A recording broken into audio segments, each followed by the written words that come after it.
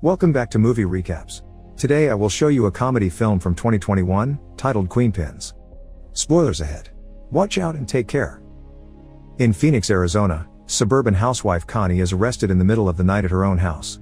As she gives up without a fight, she remembers how all this got started months ago. Connie is a former 3-time gold medal winning Olympic racewalker, but this isn't the kind of thing that makes you rich or famous. Nowadays she lives with her husband Rick, an IRS auditor she has a very tense relationship with. Because they weren't capable of having children, they spent a lot of money on treatments, but sadly, when Connie finally got pregnant, she lost the baby. That's when Rick decided to take a traveling position at work, so he can be away for 3 weeks every month.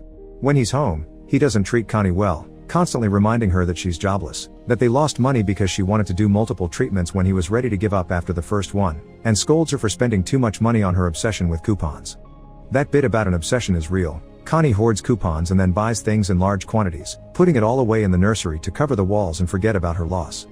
The good side of Rick not being around so much is Connie getting the chance to befriend her neighbor Jojo, who has a YouTube channel about saving tips and is coupon obsessed too. She lives with her mother Josie and is having trouble finding work because her identity got stolen not so long ago. In her free time, she flirts with the mailman Earl and sells makeup door to door, which isn't going very well either. Whenever Connie goes to the supermarket, she gives cashier Greg dozens of coupons for her purchase. It holds back the line for a while, but it also means her final ticket goes from over $100 to $16. Connie always likes to say that if you watch the pennies, the dollars will take care of themselves. One afternoon, while putting away the groceries on the shelves, she gets upset when she sees the baby wallpaper among the boxes, so she decides to eat a bunch of cereal as if it could heal her depression. The cereal turns out to be stale, so Connie uses all her current inner anger to send a complaining email to the cereal company. A few days later, Connie receives a coupon for free cereal in the mail with a letter from the company apologizing for the stale product. When she goes to the market to exchange it with a smug attitude, Greg explains she isn't special, all companies will send free coupons to people that complain. This inspires Connie to send a bunch of letters to different manufacturers even if there wasn't anything wrong with the products, which earns her a huge pile of coupons for free stuff. Connie shows them to Jojo, who is shocked to see such a strategy and even tries to buy a coupon from Connie because it would still be cheaper than the actual price. Her offer makes Connie realize selling stuff she got for free would give her 100% profit and it would make for a great business. After searching the internet, she discovers that the coupons are made in Mexico, not far from where she lives, so they could go and steal a bunch to resell. Jojo is skeptical at first, but since she's drowning in debt, she accepts to help. Meanwhile in Nevada, loss prevention officer Ken is doing his job at a local market. When a cashier has trouble with a coupon, he checks it out and quickly realizes it's fake. The manager asks if they can honor it anyway because the old lady has been their client for decades, but Ken refuses because rules are rules. Ken's manners are incredibly poor, earning him some insults from the old lady. A similar situation happens later when he gets on a plane to return home. A mother asks him if he could please switch seats with her daughter so she can watch the landing to help her calm down, but Ken refuses like a twat, saying it's an important lesson for the kid to learn. When he finally arrives at his lonely apartment in Utah, Ken yells at the TV in frustration. The next day in Mexico, Connie and Jojo make it to the coupon factory and watch the employees end their shifts. They decide to approach Alejandro and Rosa, a couple that is already breaking the rules but doesn't look too dangerous. The duo follows the couple with the car and they think they're about to get robbed, but after Connie and Jojo clarify they're there for help, they are welcome at Alejandro's house to have a little chat. It turns out Rosa is pregnant and their salaries are a joke, so it's easy for Connie and Jojo to come forward with their offer. If the couple steals coupons for them, they will resell them later in the USA and share part of the profits. Alejandro isn't sure it's a good idea, but Rosa convinces him to do this for the sake of their baby. Making a plan isn't too difficult. The factory is divided into printing, where Alejandro works, and redemption, where Rosa works. Each side usually doesn't know what the other does. With every coupon they print there's always an extra that is supposed to get destroyed, but Alejandro can ship those extras to Connie and Jojo when their trucks do their distributions around the USA. There will be no problems at the border because they'll only see a box with coupons, not a legal activity.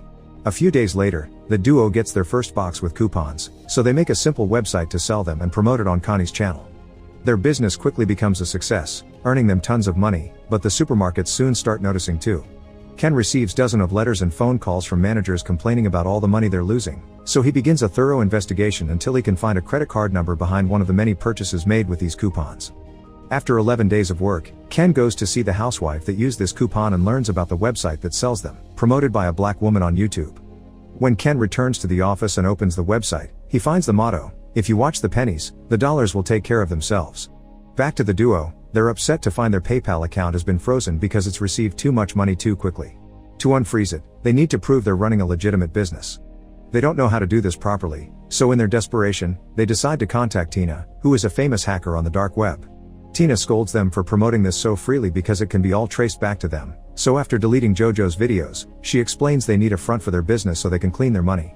They'll get a bunch of fake IDs, bank accounts, and a stash house to work in. Also, they must wait 6 months before spending their money so every connection they've established to their real names can have time to disappear.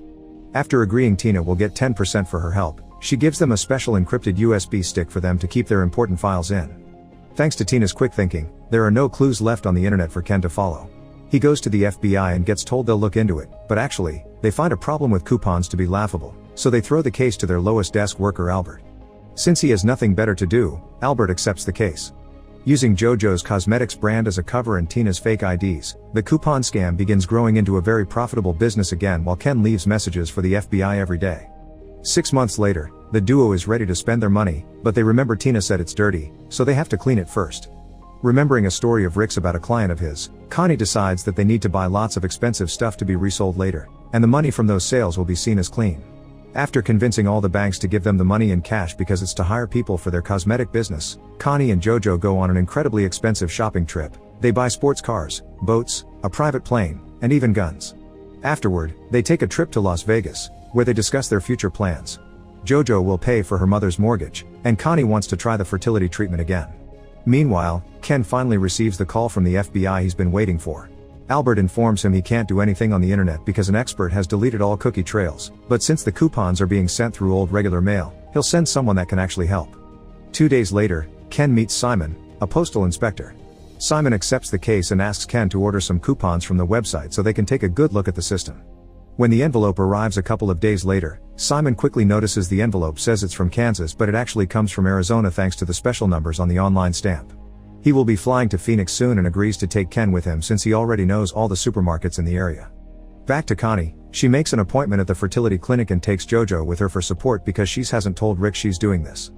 The doctor informs her this is her last shot, so Connie decides to use a donor's seed instead of her husband's. Later in the evening, Tina contacts them again to know where all the money has gone and gets very angry when she hears their reasoning because they missed the point. By using JoJo's cosmetics brand, they had already cleaned the money. Now they must sell everything they bought as soon as possible and put it back in the bank in small amounts per day. When Rick comes back from his latest business trip, he notices the new TV Connie has bought, so she tells him she's gotten a sales job and that she doesn't use coupons anymore. This greatly pleases Rick, who calls her a new wife, which makes Connie even sure to go through the treatment with a donor's seed. In the meantime, Ken and Simon are interrogating all the cashiers in the area, asking for any clients with coupon obsessions. When they get to Greg, they find the information they need. He doesn't know Connie's name, but he gives them her description and mentions her 2 pennies motto, which Ken remembers having seen on the website. The next day, they go to the local post office to see if any of the workers knows anything about a coupon blonde. Nobody remembers Connie, but when they hear the word coupons, they snitch on Earl because he always was watching JoJo's saving tips on YouTube. Back to the duo, selling all their stuff on eBay is becoming too hard because there's so much of it. When they go to a cafe for a drink they find 2 men from a gun club, so they get their club's address and visit it later with all their weapons for sale. JoJo makes an amazing sales pitch but the leader still refuses to buy them, so the duo agrees to make them a good discount if they buy them all, sealing the deal. Ken and Simon interrogate Earl in private, but he refuses to give them any information. Once he's released, he goes to JoJo's house. There, he leaves her a note in an envelope disguised as regular mail among the bills which Josie takes without understanding how important it is. What Earl doesn't know is that Ken and Simon have followed him there, and now they'll do surveillance outside the house for as long as they need. Night has fallen by the time JoJo comes home, and the men realize this is the black woman the housewife had seen on that YouTube video, when JoJo comes out of her car and begins dancing in the middle of her driveway to celebrate the amazing deal she made earlier. The next morning, JoJo is distracted by an argument with Josie and pays no attention to the mail, so she drives to the stash house as usual. Ken and Simon follow her there and see Connie as well, realizing she's the blonde from Greg's description. Simon gathers other postal inspectors to begin the operation properly, and now they have more details. It's very easy for them to find Connie's and JoJo's identities, especially when they show a picture to Greg and he confirms it. Later that night, JoJo can't sleep, so after checking on her mom, she goes to the kitchen to get a snack. That's when she finally finds Earl's note urging her to leave town, but it's too late. Simon arrives with his men and arrests Connie, JoJo, and Josie. After their homes and the stash house are raided, the arrest appears on the news, and Earl is surprised to see JoJo's face on TV. When the interrogations begin, Rick and Josie quickly say they had nothing to do with it and accept to cooperate with the authorities. Jojo tries to play the innocent card and pretends she doesn't know what they're talking about, but they've found her videos on her computer. Connie, on the other hand, admits her crime, but she's shocked to hear that they may be facing 40 years to life for fraud. If she takes full responsibility for starting all of it, they'll go easier on Jojo, so Connie accepts the deal. Jojo is released on bail. She thinks Josie paid it, but it was actually Earl, who is waiting for her outside with flowers. Sadly, Connie isn't as lucky. Rick only visits her to scold her and refuses to pay the bail, so Connie asks for a divorce. The investigation continues and the inspectors trace the coupons back to Alejandro and Rosa, but by the time they discover this, the couple has already disappeared. Since the trail has gone cold, the Mexican government won't go after them. Connie hires a rather expensive lawyer, and this proves to be the right decision. On the day of the trial, the lawyer convinces everyone that Connie and Jojo just made use of a loophole the same way corporations do all the time.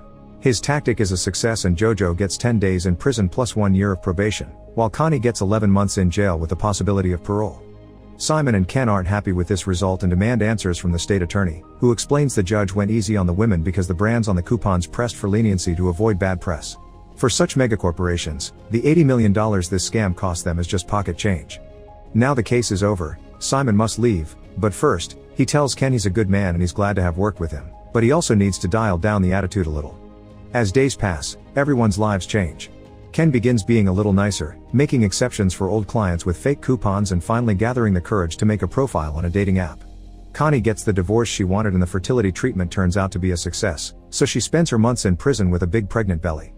The authorities take most of the scam's earnings, but luckily, they ignore the boxes in the nursery thinking it's just food, so Jojo gets to rescue those boxes, knowing Connie has been hiding cash in them all along. After getting together with Earl, he and Jojo move to Montenegro, a non-extradition country, to start a new scam under another cosmetics brand, waiting for Connie to come over when she's finally freed so they can work together again.